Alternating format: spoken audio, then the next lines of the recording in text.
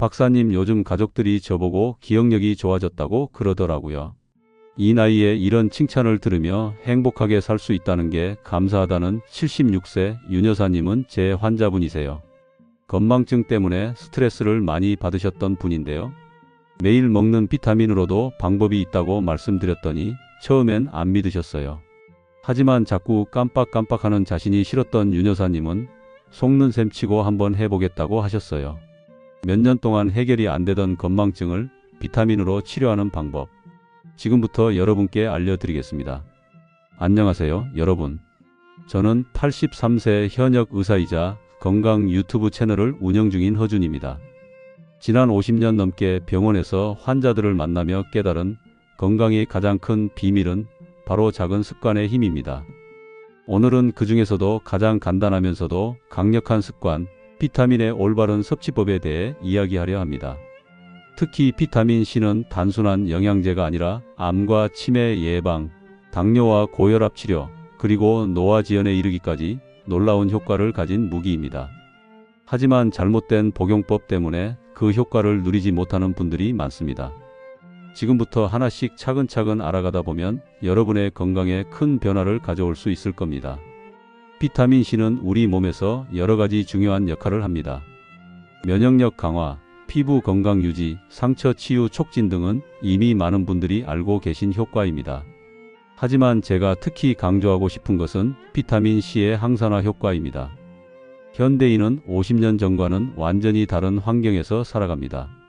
미세먼지, 스트레스, 가공식품, 화학물질 등으로 인해 체내에 활성산소가 훨씬 많이 쌓입니다. 활성산소는 세포와 DNA를 손상시켜 암, 치매, 노화를 가속화하는 주범입니다. 비타민 C는 이 활성산소를 제거하는 강력한 항산화제로서 우리 몸을 보호하는 방패 역할을 합니다. 예를 들어 미세먼지는 20년 전보다 훨씬 심각해졌습니다. 미세먼지는 체내 활성산소를 증가시키고 이는 세포 손상으로 이어집니다. 비타민 C는 이런 손상을 막아주는 필수 영양소입니다. 게다가 현대인의 식단은 영양소가 부족합니다. 토양의 영양분이 줄어들고 유통 과정에서 비타민이 파괴되면서 같은 양의 과일이나 채소를 먹어도 과거보다 비타민C 섭취량이 적습니다. 예전에는 사과 하나로 충분했을지 몰라도 지금은 추가적인 보충이 필요합니다. 비타민C는 수용성 비타민이라 체내에 저장되지 않고 섭취 후 3-4시간 만에 소변으로 배출됩니다.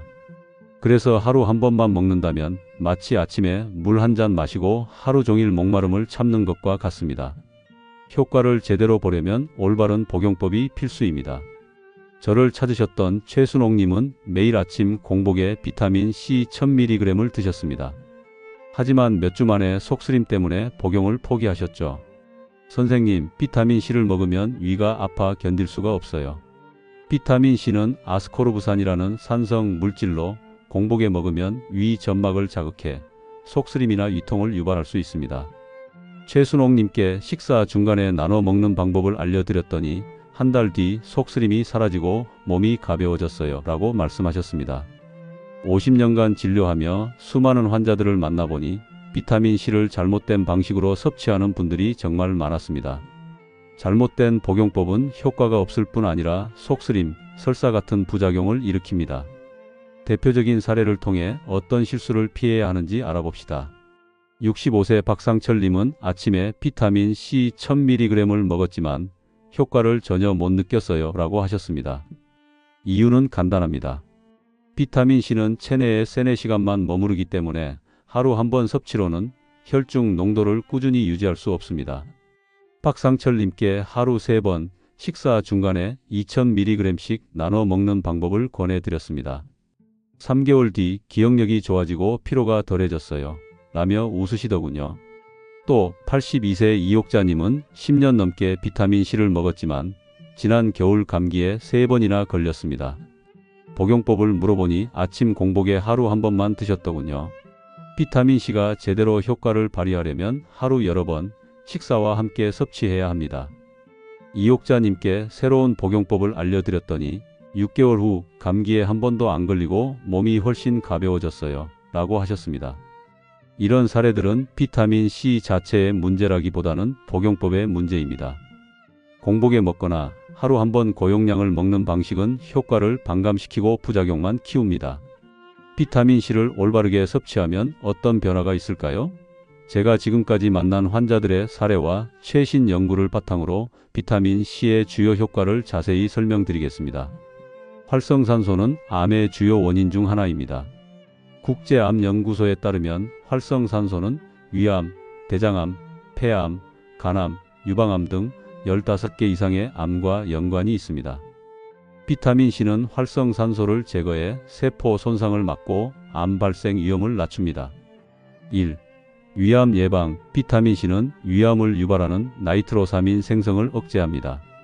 나이트로사민은 훈제 음식, 절인 음식, 식품 첨가물에서 발견되는 발암 물질입니다.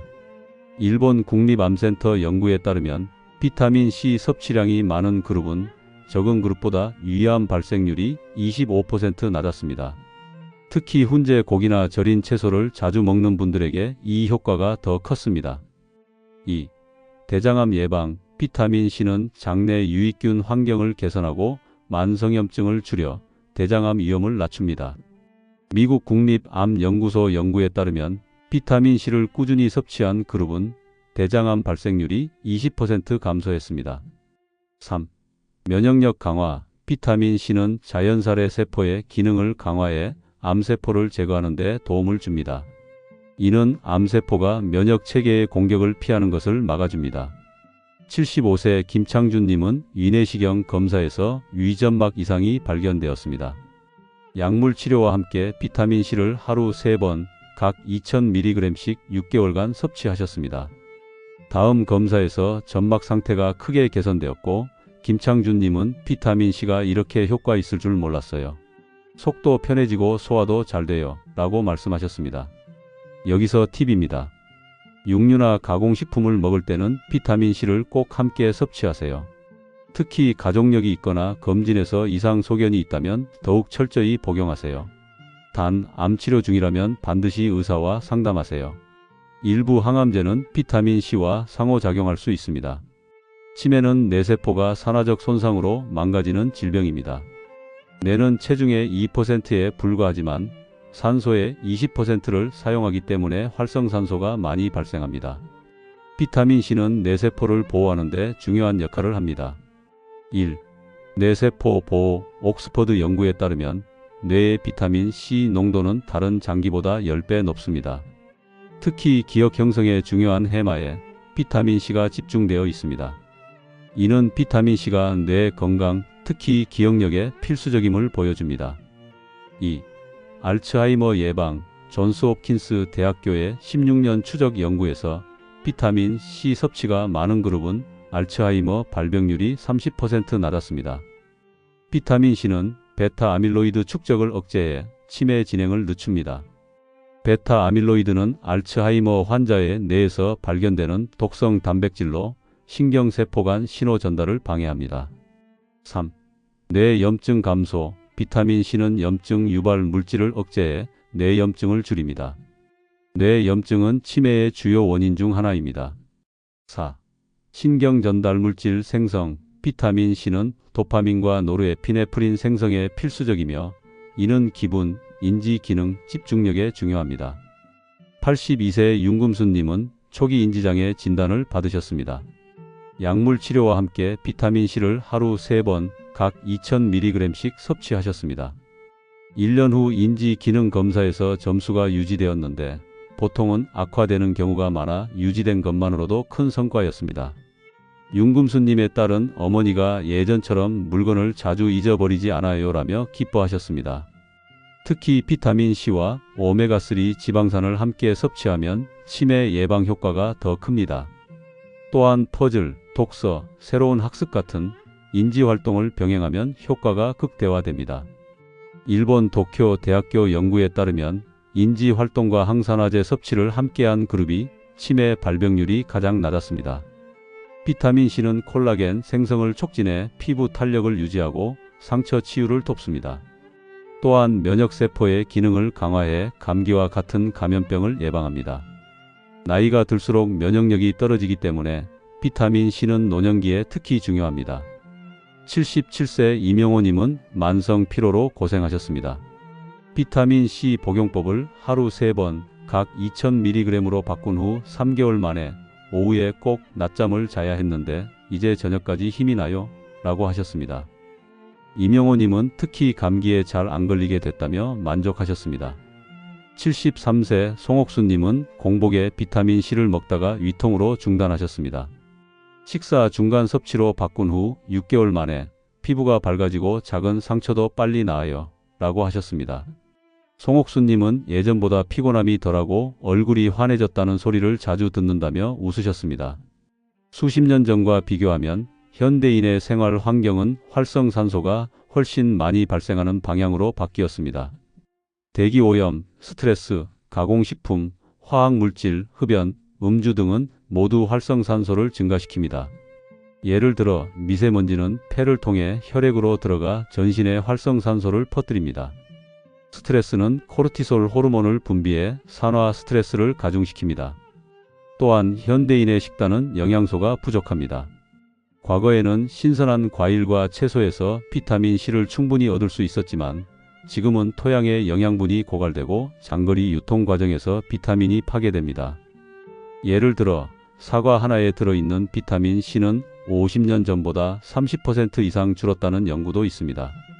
게다가 바쁜 생활 속에서 패스트푸드나 가공식품에 의존하는 경우가 많아 비타민 C 섭취가 더욱 부족해졌습니다. 비타민 C는 수용성 비타민이라 체내에 저장되지 않습니다. 그래서 꾸준히 자주 섭취해야 합니다. 하루 한 번 고용량을 먹는 것은 비효율적이며 부작용만 키울 수 있습니다. 79세 오성찬님은 초기 인지장애로 병원을 찾으셨습니다.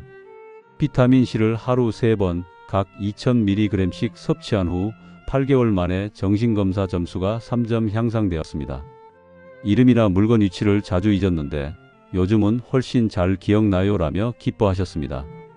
오성찬님은 특히 피로감이 줄어들고 집중력이 좋아졌다고 덧붙이셨습니다.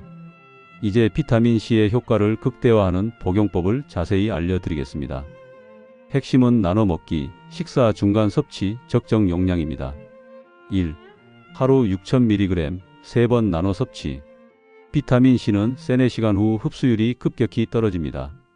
케임브리지 대학교 연구에 따르면 1000mg을 한 번에 먹으면 흡수율이 20%에 불과하지만 200mg씩 5번 나눠 먹으면 흡수율이 70% 이상으로 높아집니다.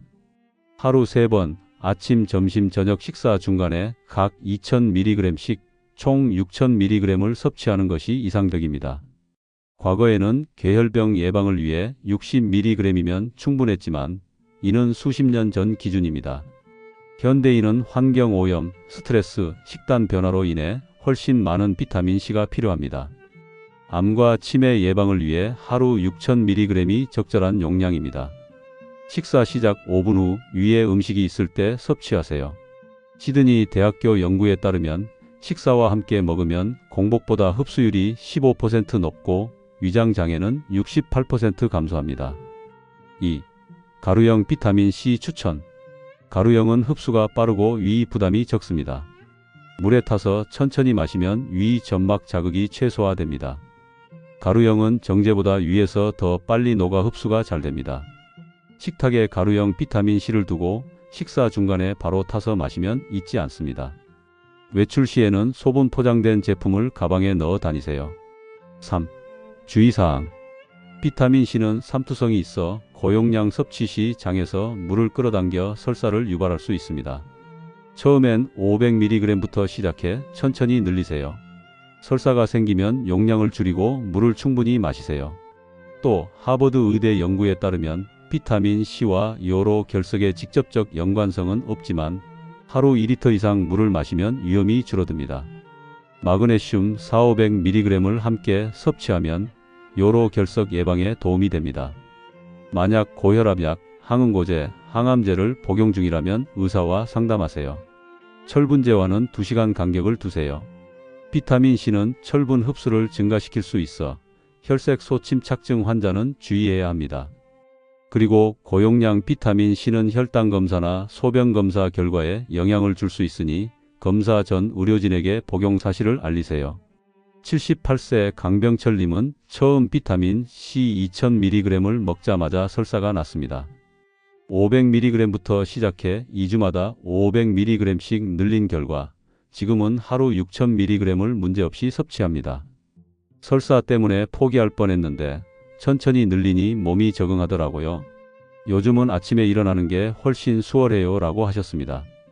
또 다른 환자분인 71세 정복자님은 대장 용종 제거 후 재발 방지를 위해 비타민C를 하루 3번 섭취하셨습니다. 1년 후 추적 검사에서 용종이 재발하지 않았습니다. 비타민C 덕분인지 장이 편해지고 소화도 잘 돼요 라며 만족하셨습니다. 저도 비타민C의 수혜자입니다. 30년 전 50세였을 때 심한 피로와 잦은 감기로 고생했습니다. 당시 외국 논문에서 비타민C 분할 복용법을 알게 되었고 직접 실천해 보았습니다. 그 결과 83세인 지금까지 큰 병 없이 현역으로 진료할 수 있습니다. 매일 아침 8시부터 저녁 5시까지 환자를 보고 주말에는 3시간 산책과 텃밭 가꾸기를 즐깁니다. 이런 활력의 비결 중 하나가 비타민C입니다. 저는 매일 3번 식사 중간에 가루형 비타민C 2000mg을 물에 타서 마십니다. 이 습관은 제 건강의 토대가 되었습니다. 처음에는 1000mg부터 시작해 점차 늘렸고 이제는 자연스러운 일상이 되었습니다. 여러분도 지금 시작하세요. 나이는 숫자에 불과합니다. 60세, 70세, 심지어 80세라도 늦지 않았습니다. 한국인의 평균 수명은 83세를 넘었지만 건강수명은 64세에 불과합니다. 단순히 오래 사는 게 아니라 건강하게 오래 사는 게 중요합니다. 수천 명의 환자를 만나며 건강하게 90세를 넘긴 분들의 공통점을 발견했습니다. 바로 작은 습관을 꾸준히 실천하는 것입니다. 비타민C 복용법은 그중 가장 간단하고 효과적인 방법입니다. 시작은 간단합니다. 식탁에 비타민C 가루를 올려두세요. 그리고 내일 아침 식사부터 1000mg으로 시작하세요. 일주일 뒤 1500mg, 그 다음 주 2000mg으로 늘리세요. 73세 송옥수님은 비타민C를 공복에 먹다가 위통으로 포기했었습니다. 식사 중간에 섭취로 바꾼 후 이제는 위도 편하고 피부가 밝아졌다는 소리를 자주 들어요 라고 하셨습니다. 송옥수님은 특히 작은 습관 하나로 이렇게 달라질 줄 몰랐다며 꾸준히 실천 중이십니다. 비타민C는 그 자체로도 강력하지만 다른 건강 습관과 함께하면 효과가 배가 됩니다.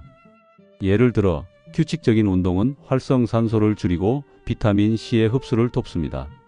하루 30분 걷기나 스트레칭만으로도 충분합니다. 또한 스트레스 관리는 비타민C의 효과를 극대화합니다. 명상, 독서, 취미 활동으로 마음을 편안히 하세요. 식단도 중요합니다. 비타민C는 신선한 과일과 채소에서도 얻을 수 있습니다.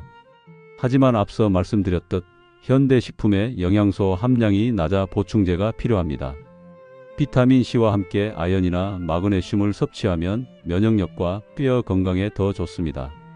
79세 오성찬님은 비타민C와 함께 아연 보충제를 추가로 섭취하셨습니다. 감기에 걸릴 때마다 오래 갔는데 요즘은 금방 나아요 라며 만족하셨습니다. 오성찬님은 매일 아침 30분 산책도 병행하며 몸이 가벼워지고 삶의 활력이 생겼다고 하셨습니다. 암과 치매는 갑자기 생기는 병이 아닙니다. 수십 년에 걸쳐 서서히 진행됩니다. 그래서 예방이 중요합니다. 비타민C는 안전하고 부작용이 적으며 과학적으로 입증된 예방법입니다. 이미 늦었어요 라고 말하는 분들도 계시지만 제 50년 경험상 단언컨대 늦은 때는 없습니다. 85세의 습관을 바꿔 90세까지 건강하게 사신 분들을 많이 보았습니다. 오늘부터 시작하세요. 복잡한 건 없습니다. 식탁에 비타민C 가루 한 통을 올려두는 것부터 충분합니다. 몸이 먼저 반응할 겁니다. 여기까지 비타민의 효능과 섭취 방법에 대해 말씀드렸습니다. 영상을 끝까지 보신 분들 중 단돈 만원으로 피부 주름을 관리하는 방법이 궁금한 분이 계시다면 아래 영상을 참고하세요. 구독으로 더 많은 건강 정보를 받아보세요. 여러분의 건강한 노후를 응원합니다. 작은 습관 하나가 여러분의 삶을 바꿀 수 있습니다. 지금 그 첫걸음을 내디뎌 보세요. 감사합니다.